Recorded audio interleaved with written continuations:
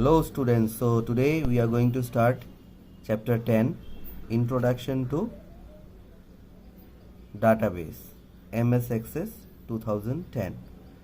So in this chapter, as you can see here, in this chapter we are going to discuss what is a database, what is Access 2010, creating database in Access 2010, setting the data types, working with fields, totaling, sorting, filtering and searching data. So these are the things we are going to discuss in chapter 10. So let's start the chapter. Every organization maintains data pertaining to its clients, employee and other important aspects related to its business. Here example is given. For example, a school maintains data about its students, personal details, their academics and co-curricular achievements and the details of the teachers. So school as an organization, it needs to be maintained the data of the students, the academic details of their performance, co-curricular achievements and details of the teachers. So these are the data you will find in an school. Okay, so in that way only there are different kinds of data which are maintained by different organizations. If you go in a bank, so there will be data of the customers, okay, those who are opening their account, so they will have the details of that. They will have the details of the employees working in that bank. So in that way data is maintained. This data needs to be maintained in a manner that it is readily available when required and can be presented easily in the desired format. Thus, it is preferable to store the entire data in a database.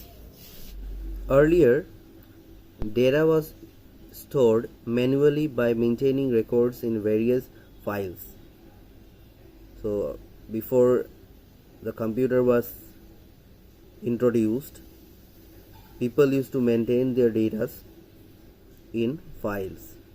Now also in some offices they maintain files for the purpose of maintaining data. Each file would relate to a specific project, activity, customer or employee only.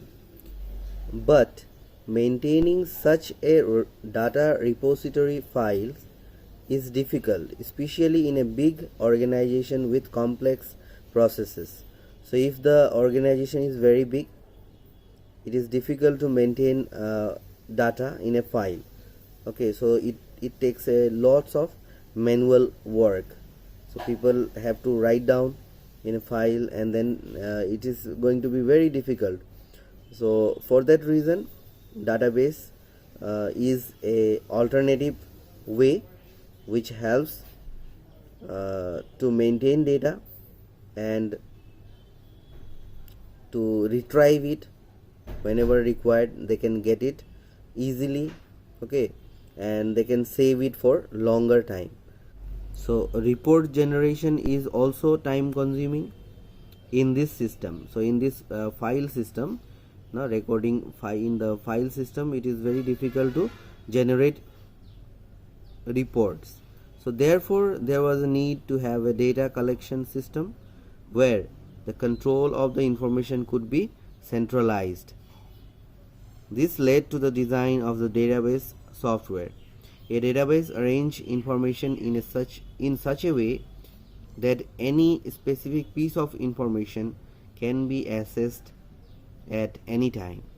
So in database you have the freedom to arrange your information in the way you want and you can access it anytime and easily, very easily you can access it. So that is the reason why the database are in use. What is a database? To understand what is a database, let us study.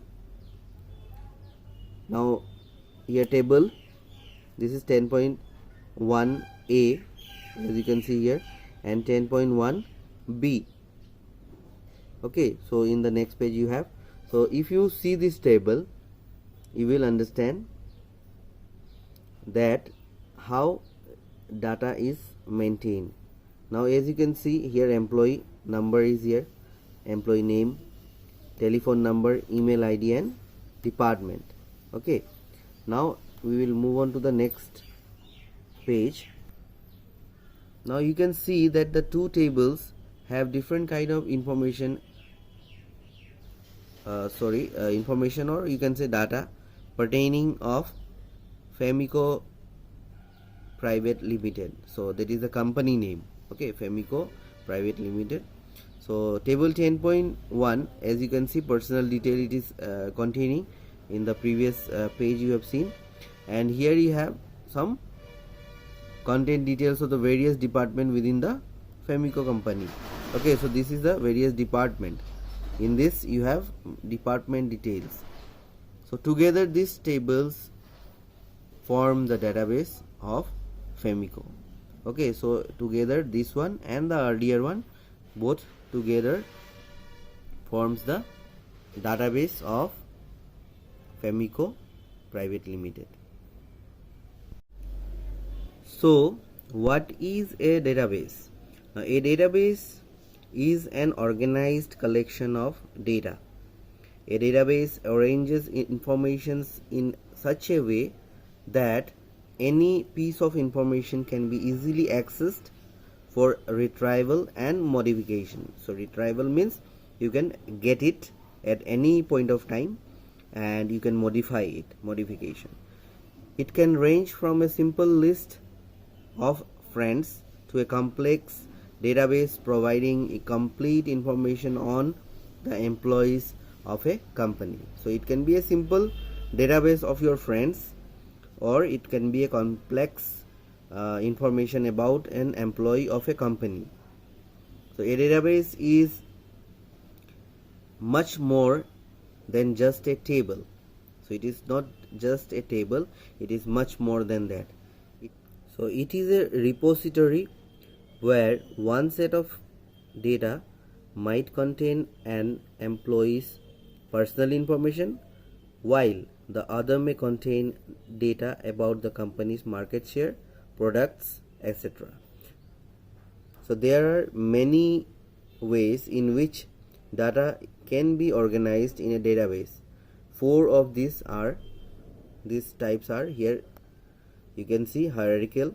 So this is the simple drawing. It might not look nice, but it is just to make you understand. Okay, so network, relational, so this is the relational one. Okay, and object oriented. So object oriented is something like this.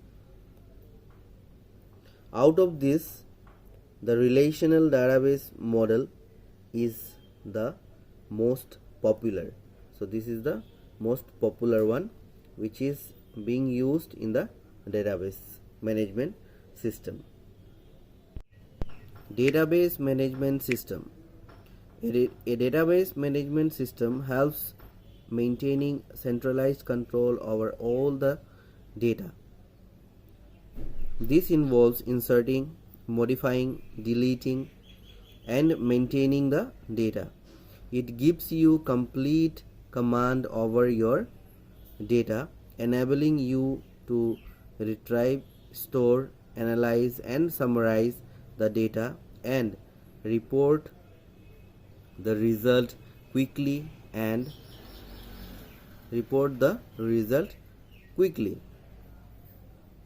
It can combine data from various tables so that you do not have to enter the same information twice. So it is combined. So actually it is linked with the various tables in your database, so that no need to enter the information twice or again and again. It makes data entry highly efficient and accurate. Okay, so efficient means easy, highly easy and accurate. The software that facilitate this function is known as the database management system. The short form is DBMS software. A DBMS can thus be defined. So what is a DBMS? A program that manages a database easily, efficiently and accurately. So it is a program that manages databases easily, efficiently and accurately. Some popular DBMS softwares are Access 2010, which we are going to discuss in this chapter, Oracle, MySQL. So MySQL you will be getting in class 10, Firebird and Microsoft Visual Fox Pro. So these are some other DBMS software. Next part is need for a database. Point is number 1, databases reduce data redundancy. Now redundancy means duplication. So that is one reason why database is used, because it reduces data redundancy. So that databases control data inconsistency. So the inconsistency is managed.